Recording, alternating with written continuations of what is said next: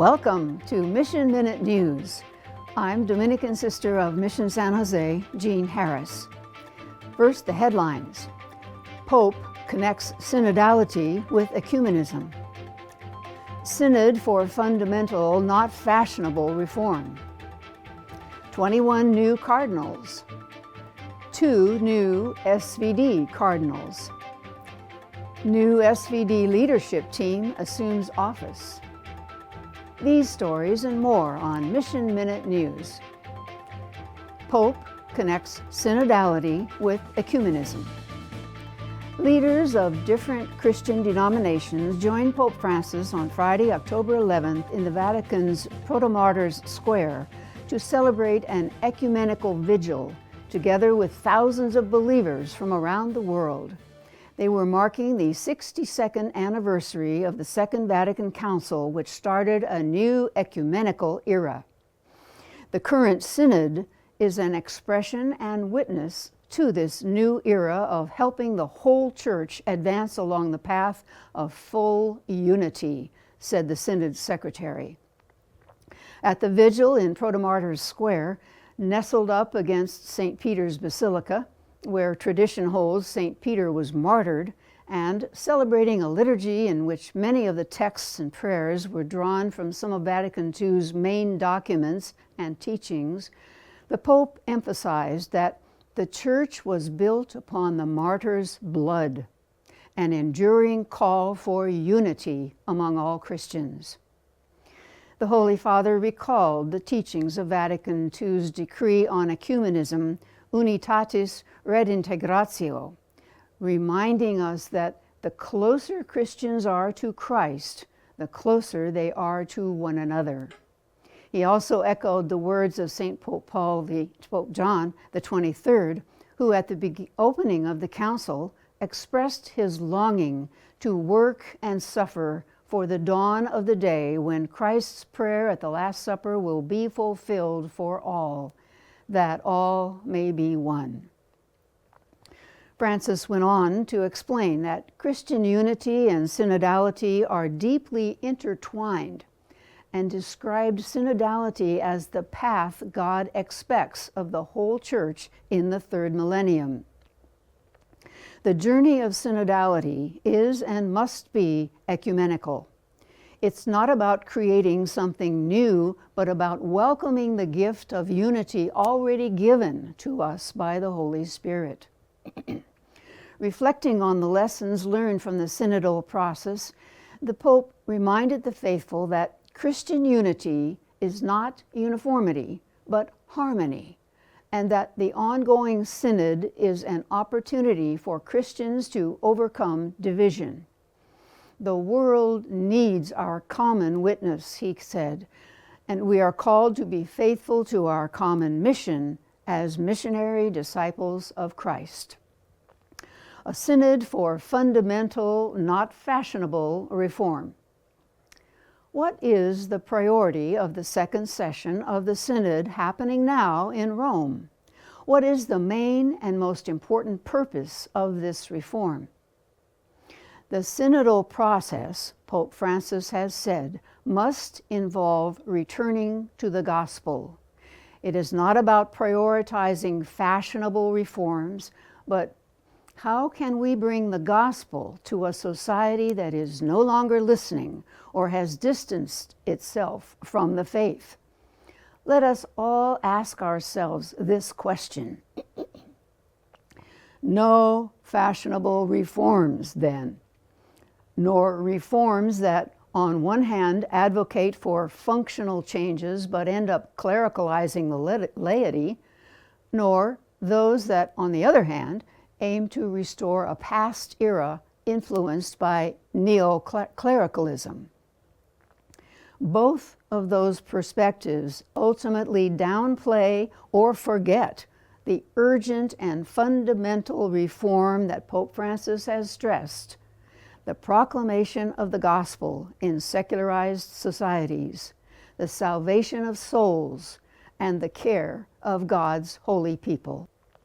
By putting this focus back at the center, the very reason for calling the Second Vatican Council it becomes clear that synodality is the way to live communion in the Church, not as an additional bureaucratic task for clergy and laity who adopt it reluctantly and only in words, remaining in practice still tied to models from a century ago, nor as the master key through which every worldly initiative can be justified.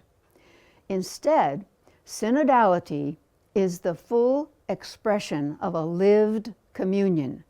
We are all loved by God and joyfully live the gospel in whatever role God has called us to play in the Church. 21 new cardinals. On October 6, Pope Francis announced his creation of 21 new cardinals to take place in a ceremony December 8, Solemnity of the Immaculate Conception. This will give the 87-year-old pontiff another opportunity to cement his legacy in the leadership of the Church. Of the 21 new cardinals, 20 are under the age of 80 and therefore presently eligible to vote in a papal conclave. They hail from 6 continents and include bishops and priests, 11 of whom are members of religious orders. The new additions will bring the total to 140 voting for Francis' successor, a number far exceeding the limit of 120 set by Pope Paul VI in 1975, a number which both John Paul II and Benedict XVI also exceeded.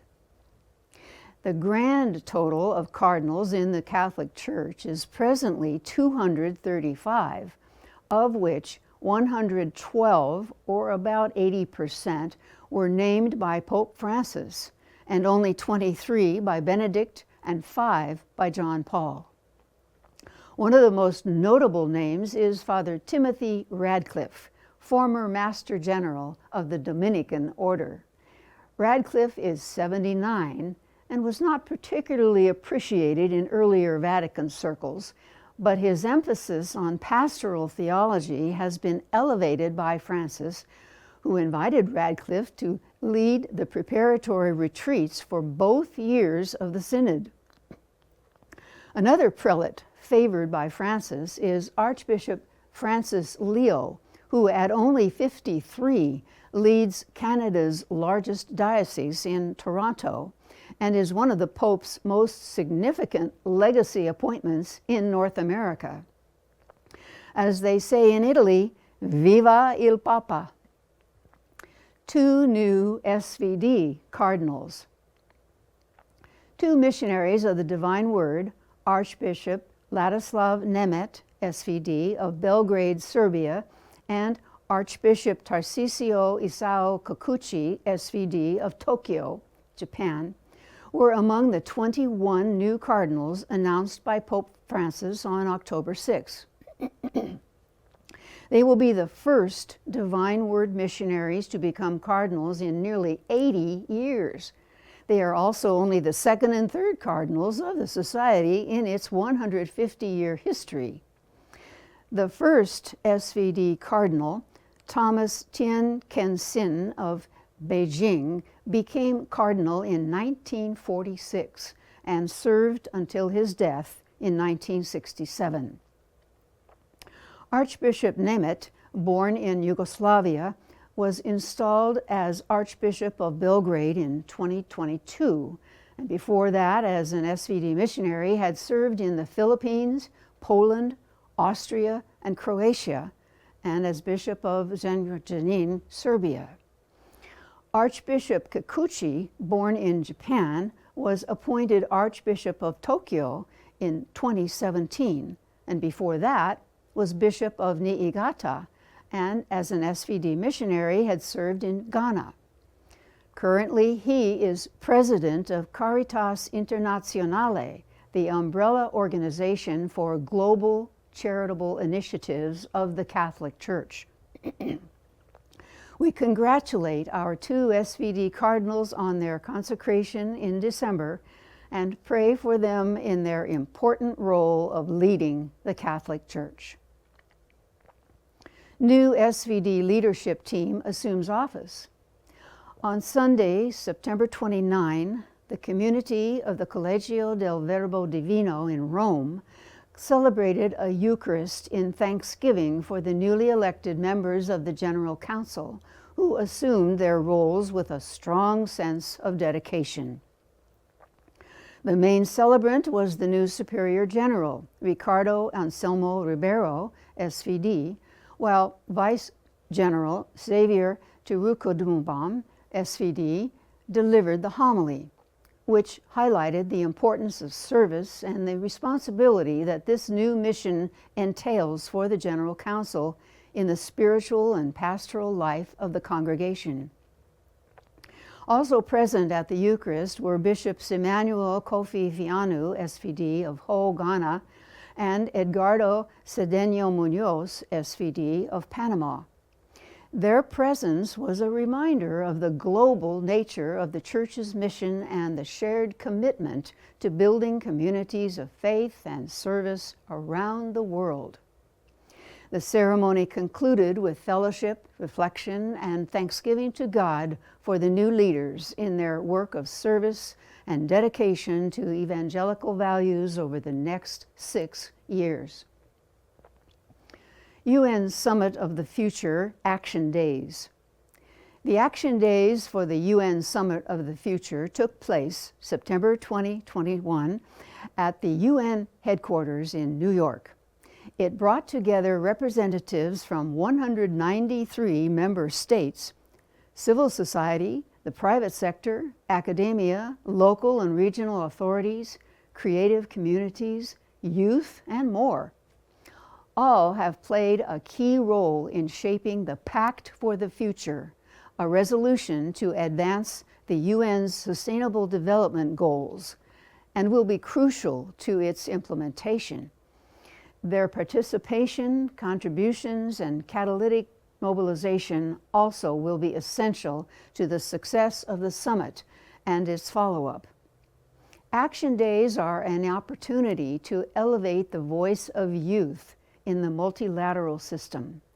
Youth are key participants in efforts to secure breakthroughs in global cooperation. Youth challenge conventional thinking, hold leaders accountable, and are focused on the generations ahead.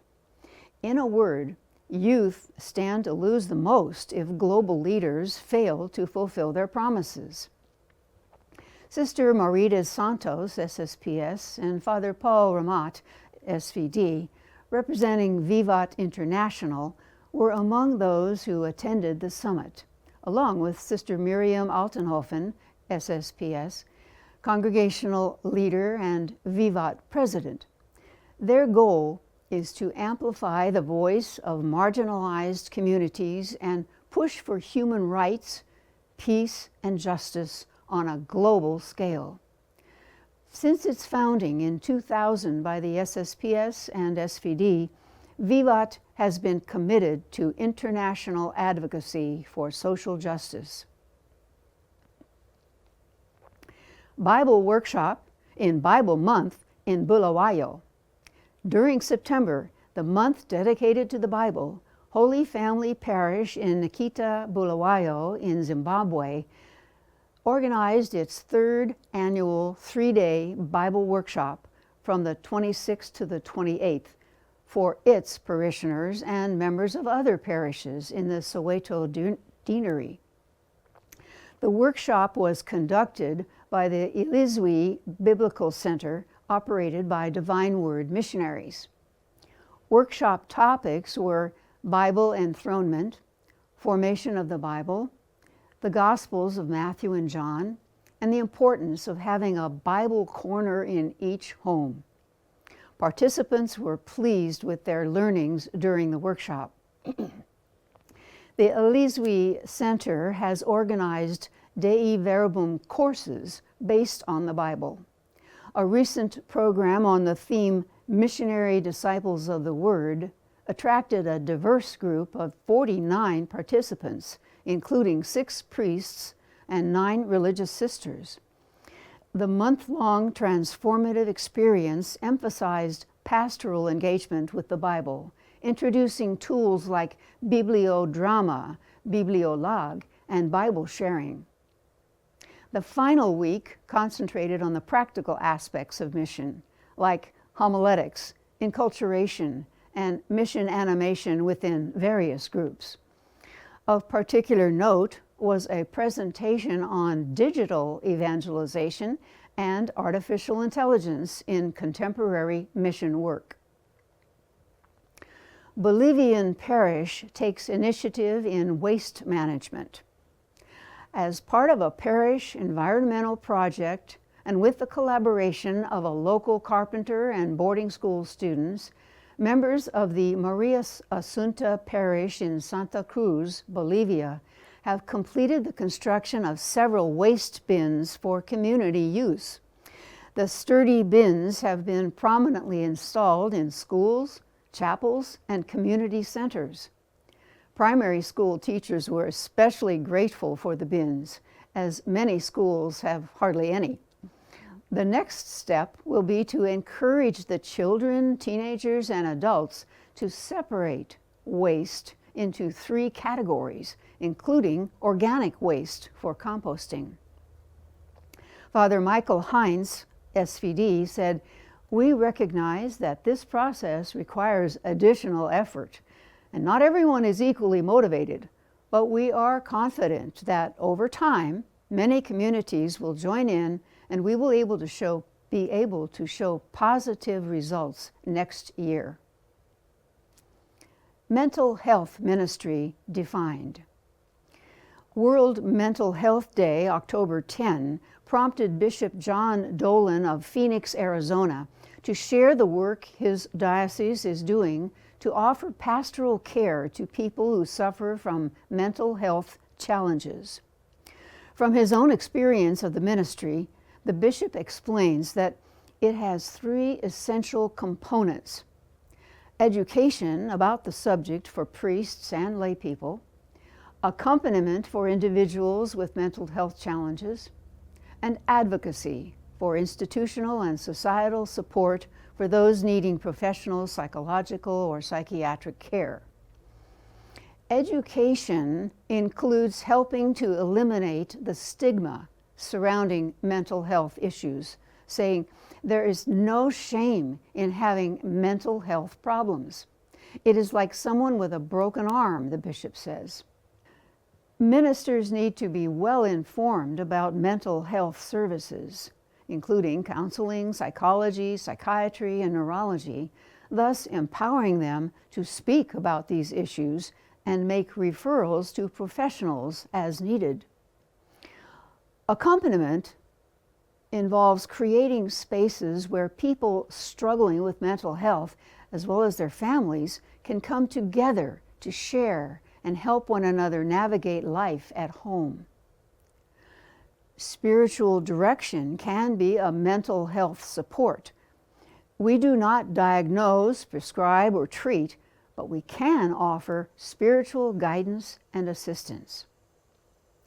Advocacy in promoting mental health services is greatly needed, the bishop emphasizes, encouraging government support for the education of students of psychology, psychiatry, and neuroscience, and increasing public access to mental health care.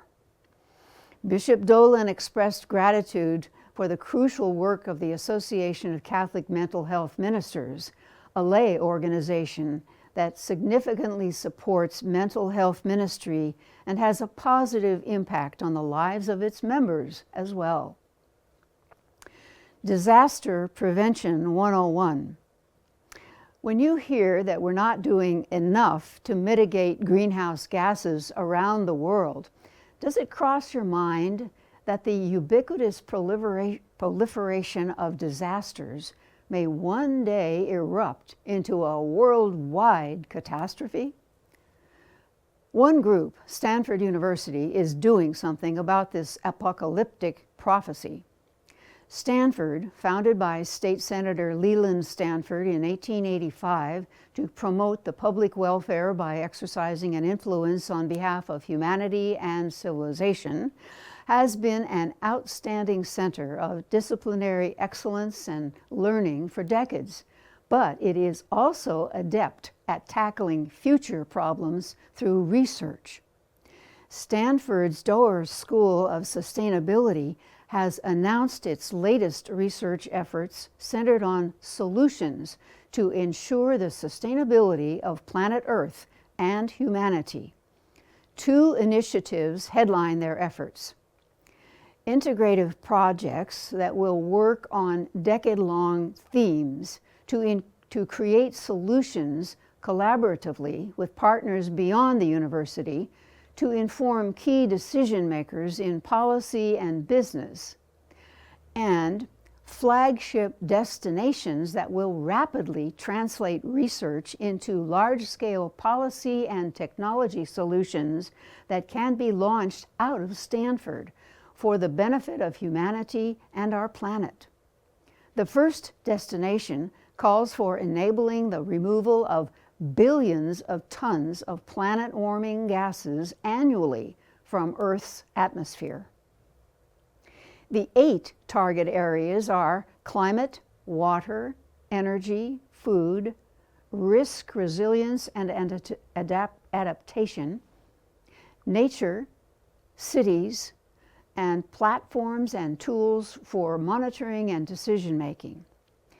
The general public may not understand the complexities of these initiatives, but it is consoling to hear Dean Arun Majumdar confidently say, "This collaborative, all-campus approach expands and strengthens our commitment to using all the power we have, the knowledge, the education, the talent, the innovation, the resources, the influence, to build a thriving planet for future generations." Integrating gospel values and investment. Among corporate America's most persistent shareholder activists are 80 sisters in a monastery in Atchison, Kansas, nestled amid rolling farmland, reports Tiffany Stanley in the Global Sisters Report of August 20. The Benedictine Sisters of Mount St. Scholastica have taken on the likes of Google, Target, and Citigroup. They've asked Chevron to assess its human rights policies, Amazon to publish its lobbying expenditures, Netflix to implement a more detailed code of ethics to ensure non-discrimination and diversity on its board, and several pharmaceutical companies to reconsider patent practices that could hike drug prices. Some of these companies, they just really hate us, said Sister Barbara McCracken, who leads the Sisters' Corporate Responsibility Program. We're just like a little fly in the ointment. Like many U.S. religious communities, the Benedictines became more aware of money matters and investing as their membership began to age. We decided it was really important to do it in a responsible way, said Sister Rosemarie Stahlbaumer, the community's longtime treasurer. We wanted to be sure that we weren't just collecting money to help ourselves to the detriment of others. In 2004, the sisters joined the Benedictine Coalition for Responsible Investment, an umbrella group run by Sister Susan Mika, OSB, in Texas, which works closely with the Interfaith Center for Corporate Responsibility, where Benedictines have played a key role for years. The Kansas sisters invest what little they have in corporations that match their religious ideals, but also keep a bit in some that don't, so they can push those companies to change policies they view as harmful. Even when their corporate resolutions rarely pass, they still educate and raise awareness within a corporation and its shareholders. At the core of all these efforts is the belief that the wealthy have too much wealth and the poor have too little, and more should be shared benefiting everyone, or in Catholic speak, the common good. Death penalty, alive and well. Occasionally, it's a good idea to check up on the activity of death penalty sentences and executions as one of the clearest violations of God's commandment, "Thou shalt not kill." Remember, the Catholic position articulated by St. Pope John Paul II in his 1995 Evangelium Vitae is that killing the offender, no matter how heinous the crime, goes against God's law, because today we have the absolute ability to confine the offender and prevent additional crime. Nevertheless, stats from the 2023 report of Amnesty International defy that teaching. Last year saw only 16 countries carry out the highest number of known executions in close to a decade, increasing 31% over 2022 alone to 1,153 executions. The spike came mostly from Iran, Saudi Arabia, Somalia, the US, and Yemen. In addition, there are countries that are not too good at reporting their executions. China, Vietnam, Belarus, and North Korea don't disclose their figures at all, and China, the world's leading executioner, likes to misrepresent its numbers. On the flip side of this gruesome subject, we occasionally have good news. Death Penalty Information Center reports that since 1973, 200 people have been exonerated. Just last summer, we saw the exoneration of one innocent man in Edmond, Oklahoma, who received a settlement of well over $7 million after he had spent 49 years in prison for a murder he didn't commit when he was 22. Good news. And bad news, since Mr. Glynn Summons is now 71 and battling cancer. If you have a comment or question about any of our stories, please email us at missionminutenews@wordnet.tv. You can also post your comments below each video on YouTube. We promise to respond. Please subscribe to our YouTube channel and click on the bell icon. Share with others about the channel and the variety of programs you enjoy there. Please join us every Wednesday for our online Eucharist and Adoration and Benediction of the Blessed Sacrament, starting at 11 a.m. Pacific Time. You can always catch it later on YouTube. Also, send us your prayer requests or intentions for Eucharist by contacting us by phone at 909-383-4333 or send an email to mail@wordnet.tv. This is Mission Minute News. Until we meet again, stay safe and well, and may Jesus' love for you make you smile.